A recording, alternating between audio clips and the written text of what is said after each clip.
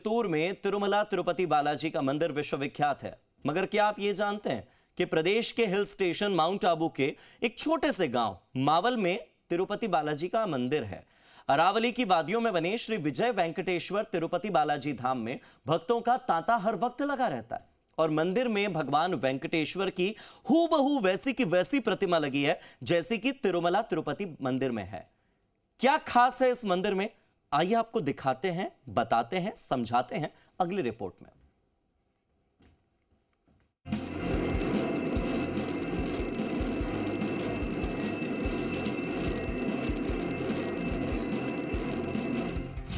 मरुधरा में तिरुपति बालाजी के दर्शन, अरावली की गोद में अनूठा मंदिर जहां विराजी है 1051 किलो की प्रतिमा श्री विजय वेंकटेश्वर तिरुपति बालाजी धाम। तिरुपति बालाजी के दर्शन के लिए अब आपको आंध्र प्रदेश जाने की जरूरत नहीं है।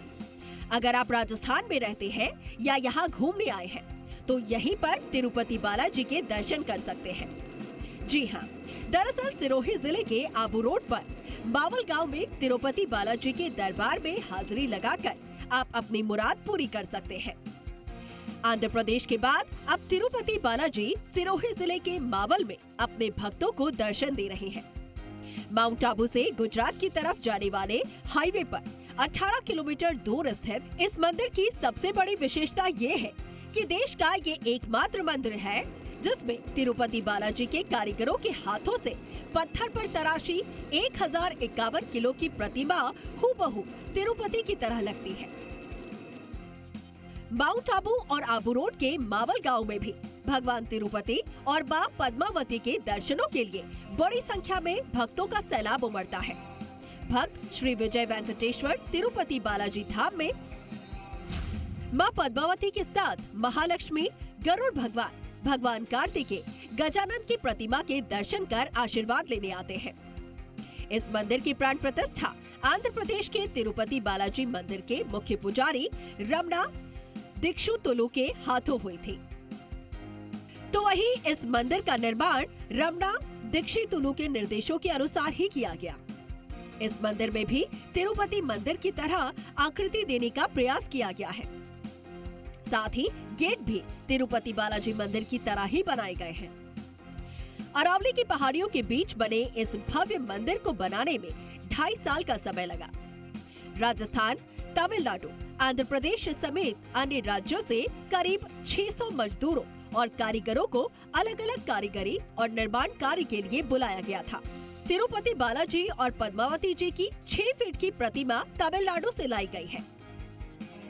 यहाँ आने वाले श्रद्धालुओं को यहाँ आने पर ऐसा एहसास होता है जैसे वो तिरुमला में ही बालाजी के दर्शन कर रहे हैं। ये मंदिर मुख्य ट्रस्टी सीए उत्तम अग्रवाल को तिरुपति बालाजी के महंत द्वारा दी गई प्रेरणा के अनुसार बनवाया गया है।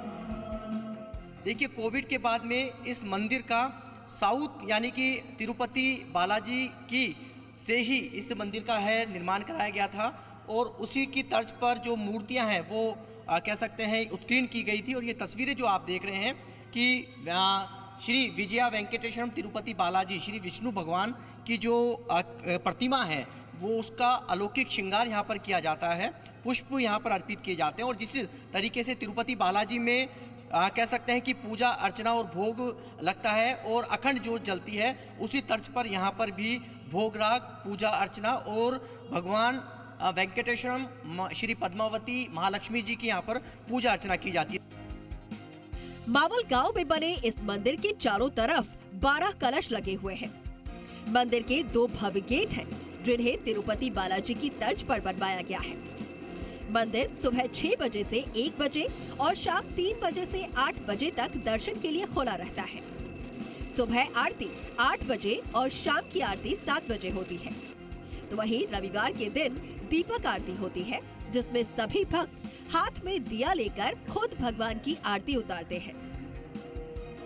और राजस्थान गुजरात से सटा हुआ इलाका है तो यहाँ एक ऐसा क्यों नहीं बड़ा मंदिर बनाया जाए ताकि यहाँ आने वाले भक्त हर कोई दर्शन करे और मनोकामना उनकी पूरी होवे और दर्शन का लाभ ले। तो इसलिए यहाँ आप दिन प्रतिदिन अभी जैसे सुबह हुआ है तो शाम तक पूरा ऐसे देखोगे बहुत भीड़ लगता है और दर्शन करके बड़े आनंदित होते भक्त।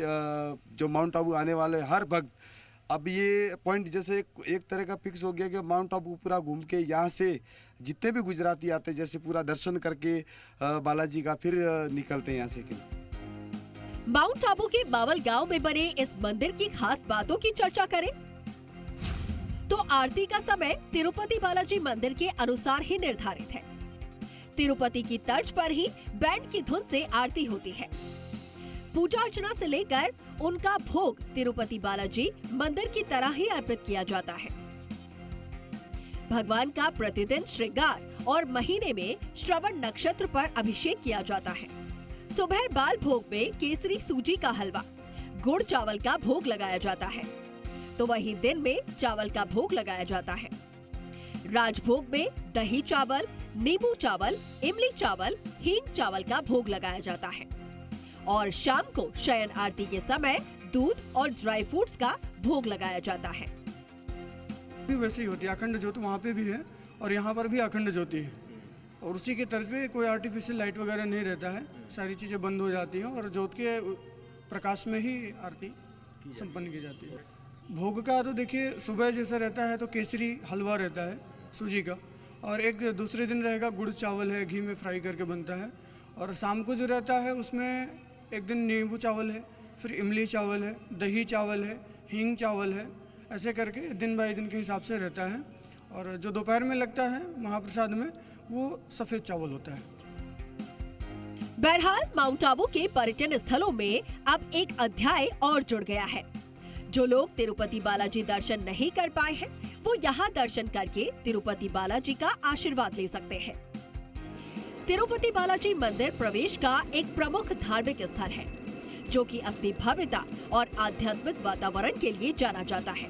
यहाँ की सुंदर मूर्तियों, वास्तुकला और शांति भरे वातावरण में आकर भक्तों को असीम शांति और आध्यात्मिक सुख की अनुभूति होती है। दीपक गोयल, जी मीडिया, जयपुर।